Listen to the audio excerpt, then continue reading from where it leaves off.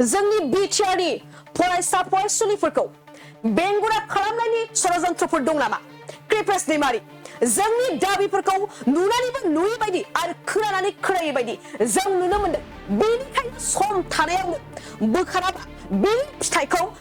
गभर्नरा मोनगोन। कृपेश दैमारी बिटिआरनि गुबुन गुबुन जिल्लाफोराव धरना हाबाफारि लानाय बायदि दिनैबो क'क्राझार जिल्लायावबो 1 घन्टा धरना हाबाफारि लादों। क'क्राझार सहरनि क'क्राझार सोरखारि फरायसालिमानि लांगोनायाव क'क्राझार दख'रा, सालाकाथि दख'रा आरो क'क्राझार सोरखारि फरायसालिमा दारायसा दुलाराय बर' फरायसा आफादनि बानजायनायाव दिनै बड'लेण्ड मुलुगसोलोंसालिनि भाइस चेन्सेलर प्रफेसर लाइस्राम लादुसिंनि हेंथायै 1 घन्टा धरना हाबाफारि लादों। बे हाबाफारियाव मिरु दुलाराय बर' फरायसा आफादनि सोलोंथाइ नेहाथारि सोमावसार बसुमतारी, क'क्राझार जिल्ला दुलाराय बर' फरायसा आफादनि आफादगिरि कृपेश दैमारी आरो गुबुन गुबुन दख'रा एबसुनि सोद्रोमाफोर आरो फरायसा फरायसुलिफोरा बाहागो लादों। दुलाराय बर' फरायसा आफादनि बिथोन बायदियै दिनै क'क्राझार गभ कलेजनिल' बाथ्रा नङा, क'क्राझार जिल्लायाव बड'लेण्ड इउनिभारसिटिनि आन्दाराव जेसेबां माने एफिलिएटेड कलेजफोर दङ, बै कलेजफ्राव दिनै 10 रिंगानिफ्राय 11 रिंगासिम 1 घन्टानि थाखाय बेवहाय दिनै गभ कलेजाव क'क्राझार आन्सलिक कमिटि एबसु, सालाकाथि आन्सलिक एबसु आरो क'क्राझार गभ कलेज बे फरायसालिमानिनो इउनिट कमिटि एबसुनि बानजायनायाव दिनै थांनाय गोबाव समनिफ्राय आन्दलन खालामबोयै दिनै बड'लेण्ड इउनिभारसिटिनि भिसि लाइस्राम लादुसिंनि हेंथायै जोङो आन्दलन खालामबोदों। बिथाङा सासे दिनै जोंनि बड'लेण्ड इउनिभारसिटिनि डेभेलपमेन्टनि जि रांखावरिखौ जाख्ल'नायनि हेंथायै आरो दिनै थिग समायाव दिनै जोंनि कलेजफोरनि रिजाल्टफोरखौ होनो हायैनि थाखाय आरो दिनै टेक्स्ट बुकखौ जोंनो थि समाव होनो हायैनि थाखाय दिनै जोङो गोलाव समनिफ्राय जोङो बड'लेण्ड इउनिभारसिटियाव आन्दलन खालामबोदों आरो बिथांखौ दिनै कारापसननि थाखायनो CM भिजिलेन्सनि टिमा बिथांखौ दिनै एरेस्ट खालामदों आरो बे सासे एरेस्टेड भिसि। दा बेनिखायनो जोंनि गोथार मोनसे बे थानसालि बड'लेण्ड इउनिभारसिटियाव जोंनो गोग्गो सासे मोजां भिसि नांगौ होननानै जोङो आन्दलन खालामबोदों, दाबि खालामबोदों। अब्लाबो दिनैसिमहालागै दिनै आसामनिनो गभर्नर बिथाङा दिनै जोंनि दाबिखौ खोनासंबोआखै। दा बेखायनो जोङो दिनै मोनफ्रोमबो कलेजाव बे आन्दलनखौ 1 घन्टानि थाखाय जोङो खालामदों। फैबाय थानाय समाव सानसे साननैनि गेजेराव जुदि लाइस्राम लादुसिंखौ जुदि बोखाराबा बड'लेण्ड इउनिभारसिटि भिसिनिफ्राय जोङो जोंनि बिटिआर ओनसोलनि जेसेबां माने एफिलिएटेड कलेजनि फरायसा आरो फरायसुलिफोरखौ लानानै आरो जोंनि दिथागिरिफोरखौ लानानै जोङो क'क्राझाराव गिदिर मोनसे आन्दलन खालामनो थाखाय थांखि लादों। आरो बिनि गेजेरजोंबो जुदि गभर्नरा जुदि जोंनि दाबिफोरखौ खोनासङाब्ला खुब खम समनि गेजेरावनो जोङो बड'लेण्ड इउनिभारसिटिनि मेइन गेटआव जोङो सान हर ओंखाम संनानै जानानै बेयावनो उन्दुनानै थागोन जेसेबां दिनहालागै लाइस्राम लादुसिंखौ बे बड'लेण्ड इउनिभारसिटिनिफ्राय बोखारा। जोङो बे इउनिभारसिटिनिफ्राय जोङो न' फारसे गिदिंफिननाय नङा होननानै जोङो थांखि लानानै दङ। बेनिखायनो सम थानायावनो जाहाथे बड'लेण्ड इउनिभारसिटिनि भिसि लाइस्राम लादुसिंखौ बोखारनांगौ होननानै जोङो सानो। जोंहा बेवहाय मोनसे सन्देह जादों,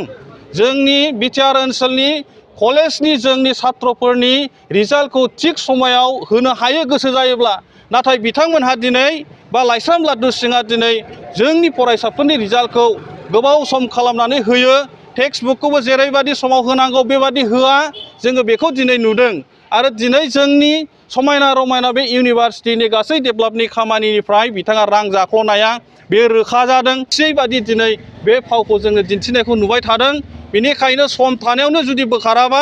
बिनि फिथाइखौ हयथ' गभर्नरा मोनजानो गोनां जागोन। आरो दिनै बे आन्दलननि थाखाय माबा मोनसे जुदि भायलेन्स जायोब्ला बे गभर्नरनि दायनिगिरि जागोन होननानै जोङो दिनै बेखौ जोङो बुंगोन। आरो दिनैहाय जोंनि बड'लेण्ड ओनसोलनि बा बिटिआर ओनसोलनि फरायसाफोरखौ मोनसे बेंगुरा खालामनो थाखाय मोनसे सिन्थाधारा दङ नामा? ना दिनै जोंनि फरायसाफ्रा गुबुन जायगायाव थांनानै इउनिभारसिटियाव मोजां इउनिभारसिटियाव दिनै एडमिसन मोननो हाया, सम बायदि मोननो हायैनि थाखाय गोबां गेप जानो गोनां जानानै फैदों। दा बेनिखायनो जोङो सम थानायावनो जुदि बिथाङा मावफुङाब्ला जोंनि गोसोआव बे मोनसे डाउट जादों जे जोंनि बिटिआर ओनसोलनि फरायसाफोरखौ बेंगुरा खालामनायनि मोनसे षड़यन्त्र दङ नामा बे मोनसे दिनै जोंनि गोसोआव माने गोसोखांनाय फैदों बेनिखायनो सम थानायावनो लाइस्राम लादु सिंहखौ जुदि गभर्नरा बोखाङाब्ला दिनै जुदि बिथांखौ बे पदनिफ्राय बोखाराबा जोङो हयथ' दुलाराय बर' फरायसा आफाद बादियै आफादा जोङो समाव जोङो बिथांमोननो जोङो प्रमान खालामनानै देखायगोन जेरैखि जाया जोङो बिथांखौ बोखारनायनि थाखाय जि खामानि मावनांगौ जोङो बेखौ थांखि लाबाय बेनिखायनो सम थानायावनो जाहाथे बिथांमोना डिसिसन लायो आरो लाइस्राम लादु सिंहखौ बोखारो बेनो जोंनि दाबि बिथांमोननि बाथ्रा बिथांमोनहा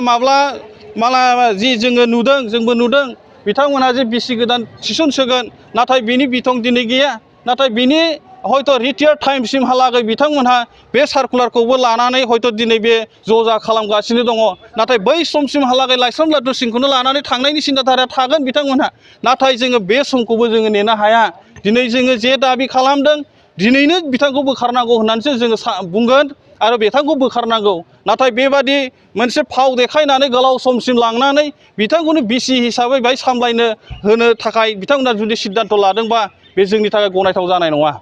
आफादनिफ्राय बड'लेण्ड मुलुगसोलोंसालिनि जि भिसि बिथां प्रफेसर लाइस्राम लादु सिंहनि हेंथायै जों गोबां धरना हाबाफारि जों लाबोबाय बिथाङा इउनिभारसिटियाव गोबां खिलिमिलि बिथाङा हयथ' खालामदों करपसन खालामदों आरो इउनिभारसिटिखौ गावनि गोसो बायदि सालायदों जायनि जाउनाव गोबां फरायसाफ्रा जेंनाजों मोगा मोगि जानो गोनां जादों रिजाल्टआ थाब मोना सिस्टेमेटिक जाया बेबायदि गोबां बेबायदि जाबोदों जायनि थाखाय जोङो बेखौ बुंदोंमोन आरो बिथाङा अलरेडि CM भिजिलेन्सजों बिथाङा अलरेडि दायनिगिरि होननानै बिथाङा फोरमान जाबाय आरो दायनिगिरि गावबो मिथिनायनि थाखाय बिथाङा फ्रि एरेस्ट बेल लानानै बिथाङा खारखुमानानै दङ दा बेखायनो जों दाबि खालामदों दि बिथांखौ थाबैनो एरेस्ट खालामनांगौ जेलाव सोनांगौ आरो जेब्लासिम बिथांखौ जेलाव सोआ अब्लासिम जोङो धरनाया जोंना कन्टिनिउ जाबाय थागोन दायो जोङो मोनफ्रोमबो बड'लेण्ड इउनिभारसिटिनि एफिलियेटेड मोनफ्रोमबो कलेजाव जों होबाय आरो दिनै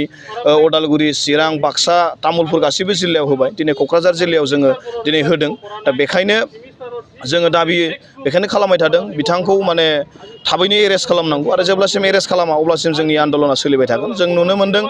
थांनाय 7 तारिखआव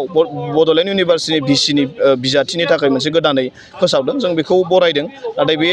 गोदान बे बिजाथिखौथ' जों डिमान्ड खालामखादों जों मोजां बिजाथि जों मोननांगोन नाथाय बेजों लोगोसे जि बिथां दायनिगिरि प्रफेसर लाइस्राम लादुसिम बिथाङा जाहाथे गवा बिथांखौ एरेस्ट खालामथारनांगौ आरो बिथाङा जेरैखि जाया जेलाव थाङो जों बेनि थाखाय डिमान्ड खालामदों आरो जेब्लाबो जेलाव सोआ बिथांखौ अब्लासिम जों धरनाखौ कन्टिनिउ लांबाय थागोन जों इउनिभारसिटि गेटआव जोङो कन्टिनिउ जोङो बेयावनो थानानै जोङो सान हर जों धरना होनायनि हाबाफारिबो जों लानो बाध्य जागोन सरकारखौ जोङो डिमान्ड खालामबाय थादों CM भिजिलेन्सआ अलरेडि बिथांखौ दायनिगिरि होननानै हयथ' बिथांमोना खालामदोंमोन आरो बेखायनो दा दिनै गभर्नमेन्टखौ जों बेखायनो खावलायदों दा बिथांमोना हयथ' दाख्लैबावै 7 तारिखआव जि माने इउनिभारसिटिनि